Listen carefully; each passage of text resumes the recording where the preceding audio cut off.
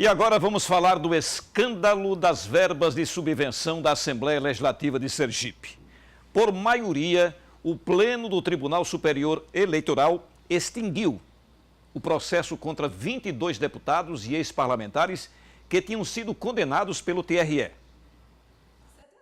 A Procuradora Regional Eleitoral, Eunice Dantas, lamentou o resultado do julgamento do Pleno do TSE, que por 4 votos a 3, os ministros extinguiram o processo dos deputados acusados de uso indevido das verbas de subvenção em período eleitoral. Proclama o resultado, a Corte, por maioria, acolhendo a preliminar de litisconsórcio necessário, passivo necessário, julgou extinto o processo, vencidos os ministros Luiz Fux, Luiz Edson Fachin e Rosa Weber.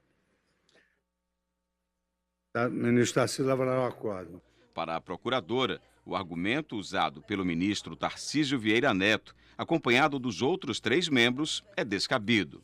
Não há essa previsão desse litisconsórcio que os 4 ministros alegaram, tanto que, assim, o ministro Fux, o ministro Edson Fachin e a Rosa Weber aduziram que não havia necessidade da inclusão, tanto da Angélica, como a presidente da Assembleia, quanto do Adelso Barreto, que era o primeiro secretário, em todos os processos.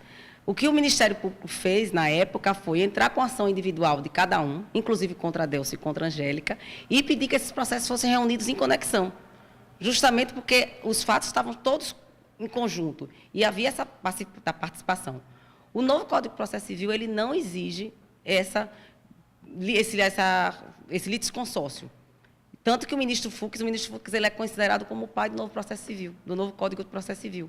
E ele reconheceu que não havia essa necessidade de litisconsórcio. Então, traduzindo o litisconsórcio, seria o fato de incluir os 2, Adelso e Angélica, em todos os processos dos demais deputados. Seria isso mesmo. Teria que eles entendem que todos aqueles que participaram do ato da conduta vedada tinham que estar individualmente em cada processo.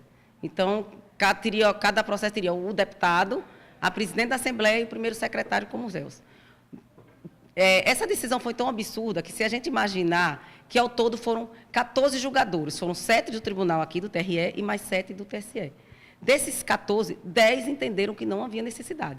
Tanto que o TRE entendeu de 7-0 e agora foi de 4-3. E lembrando que os 3 que votaram pela não necessidade da inclusão da Angélica e do Adelso foram os 3 ministros do STF e que a gente tem acompanhado as decisões dele ao longo dessa atuação e visto que são ministros que têm uma atuação brilhante e correta em todos os seus processos. A procuradora também salientou que, mesmo os deputados estando livres para concorrerem às eleições, o mérito em si não foi julgado. Argumentou ainda que vai recorrer da decisão. Eles não foram absolvidos. O processo barrou ali e não se analisou o mérito, no TSE. Onde foi analisado o mérito foi aqui no Tribunal Regional Eleitoral de Sergipe. E aqui no tribunal eles foram condenados.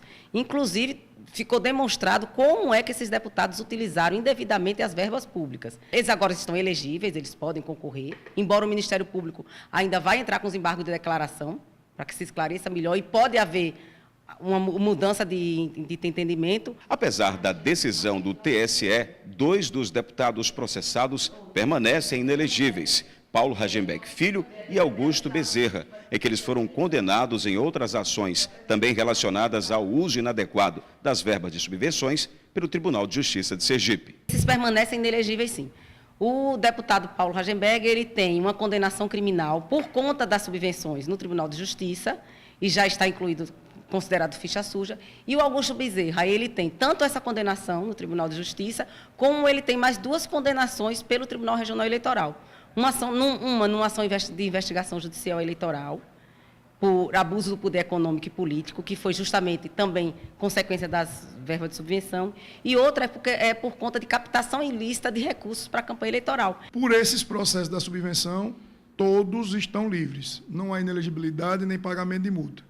Se há algum outro óbice, no viés criminal, enfim, se tiver alguma outra causa de inelegibilidade externa, aí sim, poderiam estar inelegíveis. Paulinho e Augusto, ela deve ter falado pelo processo criminal. Eu não atuo no processo criminal deles, é um outro advogado, Nas ruas, a reação do povo não foi nada boa. Eu acho uma decisão onde fica feio para a justiça brasileira, né? Rapaz, eu acho que a situação do nosso país é gritante, é ridícula, eu acho, né? Infelizmente, eu sinto vergonha de ser brasileiro. O advogado Fabiano Feitosa, que representa 14 dos deputados julgados, comemorou o resultado. Disse também que a preliminar que favoreceu aos clientes dele ajudou a beneficiar os demais parlamentares. Pleito que, segundo ele, foi apresentado na instância do TRE, mas não foi considerado. Desde 2010, que o TSE tem um entendimento pacífico de que todos os agentes públicos que participam do ato, são necessários à formação do ato, eles têm que estar no polo passivo da ação. Então, o deputado, ele apenas, no ano 2013, ele apresentou a emenda ao orçamento para ser paga no ano de 2014 pela mesa diretora, que é a época presidente e primeiro secretário. Essa verba era repassada pela mesa diretora. Então, sem o ato dela, a conduta vedada, que a lei exige que a proibição é só no ano da eleição, que é 2014, ela não teria se perpetrado. Os membros que hoje foram contrários, eles não desconheceram a jurisprudência da Casa, mas utilizando o Código Novo, que é que no sentido da maioria, que venceu, que foi capitaneada pelo ministro Tarcísio, ele não poderia retroagir para prejudicar. E viva o Gilmares Mendes da vida!